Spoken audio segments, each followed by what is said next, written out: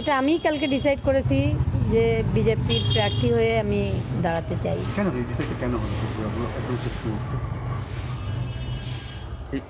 শেষ মুহূর্তে নয়, প্রথম থেকেই আমাদের বলা হচ্ছিল, কিন্তু আমি রাজি ছিলাম না। কিন্তু আমি দেখলাম যে নারীদের নিরাপত্তা এবং নারী সুরক্ষা আর যে রন্ধে রন্ধে পশ্চিমবঙ্গের দুর্নীতি, কোনো মানুষই ভালো নেই। তাই আমি এই তৃণমূলের পুরো মূলটাকেই উপড়ে ফেলার জন্য আমি বিজেপিতে যোগ দিয়েছি। ডক্টর মুখার্জি কি বলবেন?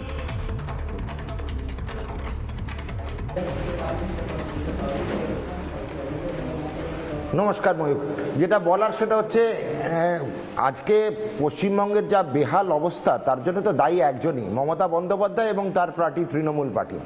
টিএমসি মানে হচ্ছে কি তৃণমূল মানে চোর, এই তো লোকে বলতে শিখছে। টিএমসি স্ট্যান্ডস ফর তৃণমূল মানে চোর।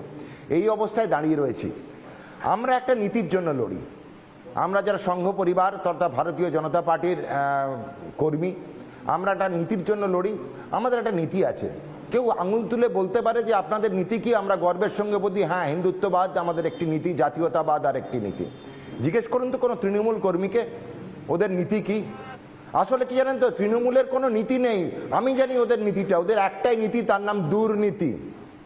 এই দুর্নীতির ওপর দাঁড়িয়ে আজকে যে পার্টিটা তৈরি হয়েছে, তাদের প্রার্থী তালিকা দেখলে মনে হয় যেটা তৃণমূলের প্রার্থী তালিকা না আলিপুর সেন্ট্রাল জেলার হাজিরা তালিকা।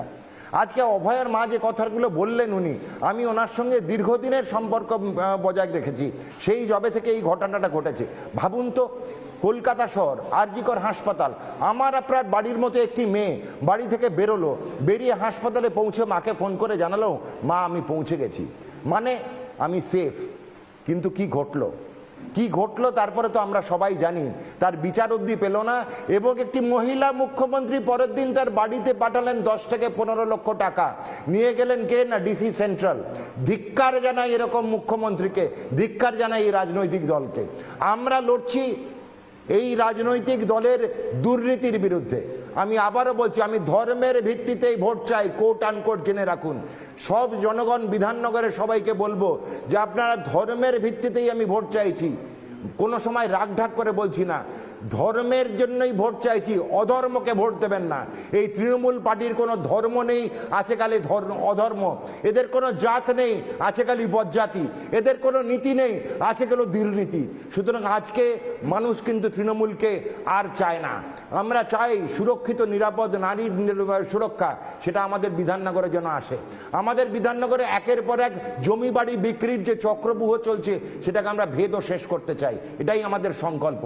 তাই সবাইকে জানাই, ময়ূক আপনাদের চ্যানেলের মাধ্যমে ভারতীয় জনতা পার্টি তথা সংঘ পরিবার বদ্ধপরিকর এই বদল আনার জন্য। বদল আমরা আনছি, এটুকু কিন্তু অলরেডি দেওয়ালে লিখিত হয়ে গেছে। শুধু আজকের বদল নয়, পরবর্তীকালে বদলে যাবে বাংলা, এই সংকল্পে চলছে ভারতীয় জনতা পার্টি। সবাইকে অসংখ্য ধন্যবাদ। এবং রূপাদিও আছে, রূপাদি আপনিও অসংখ্য ধন্যবাদ। ভারতীয় জনতা পার্টি সুজিত বসুও তো আপনাকে শুভেচ্ছা জানিয়েছে। নমস্কার। সুজিত বসুও তো আপনাকে শুভেচ্ছা জানিয়েছে। শারদা,